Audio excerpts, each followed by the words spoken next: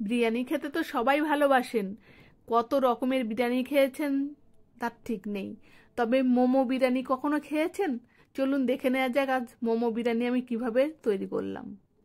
Chicken কিমার ভিতরে পেঁয়াজ, আদা, রসুন, লঙ্কা, বাটার, সয়া সস, স্বাদ অনুযায়ী লবণ আর একটু লেবুর রস দিয়ে ভালো করে মেখে নিয়েছি।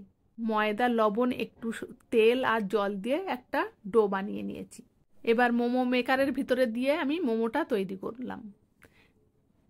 দেখুন, মানে আমার তো ঠিকঠাকই লেগেছে, কোনো অসুবিধা নেই এই মোমো মেকারটা দিয়ে মোমো তৈরি করলে। এটাকে আমি 10 মিনিট ভাপিয়ে নিয়েছি। দেখুন একদম টোপাকুলের মতো হয়েছে, কি সুন্দর হয়েছে মোমোটা। একটু তেল, হলুদ আর লঙ্কার গুঁড়ো দিয়ে মোমোগুলোকে একটু ভেজে নিয়েছি। খুবই সিম্পল রেসিপি কিন্তু এটা। এবার বাসমতি রাইসটাকে জলে ভালো করে ধুয়ে আমি 30 মিনিট মতো ভিজিয়ে রেখে দেব। আমি এখানে 1 বাটি চাল নিয়েছি, মানে 250 গ্রাম মতো চাল নিয়েছি।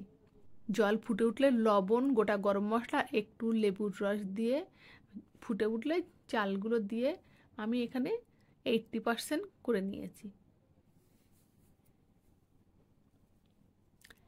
80% সিদ্ধ হয়ে গেলে জলটা ঝরিয়ে নিতে হবে।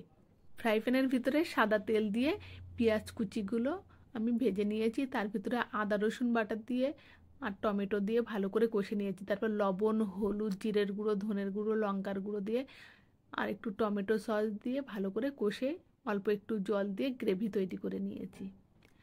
তারপরে একটু গ্রেভি হয়ে গেলে টক দই ফেটিয়ে সেটা দিয়ে ভালো করে কষে রসা রসা করে নিয়েছি। এবার মোমোর গায়ে মশলাগুলো মাখিয়ে 5 মিনিট মতো আমি ভাপে বসিয়ে রেখেছিলাম। কড়াইয়ের ভিতরে একটু ঘি মাখিয়ে নিয়েছি, তার ভিতরে মোমোগুলো দিয়ে উপর থেকে রাইসটা দিয়ে দিয়েছি। মানে যেমন বিরিয়ানিটা আমরা করি সেম ওরকমভাবেই করেছি, মানে লেয়ার করে করে করে নিয়েছি।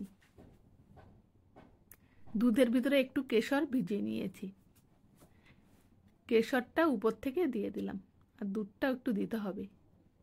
উপর থেকে ঘি, কেওড়া জল আর গোলাপ জল আর একটু বিরিয়ানির মশলা সেটা আমি দিয়েছি।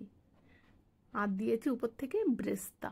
ব্রেস্তা ছাড়া তো বিরিয়ানি অসম্পূর্ণ থেকে যাবে।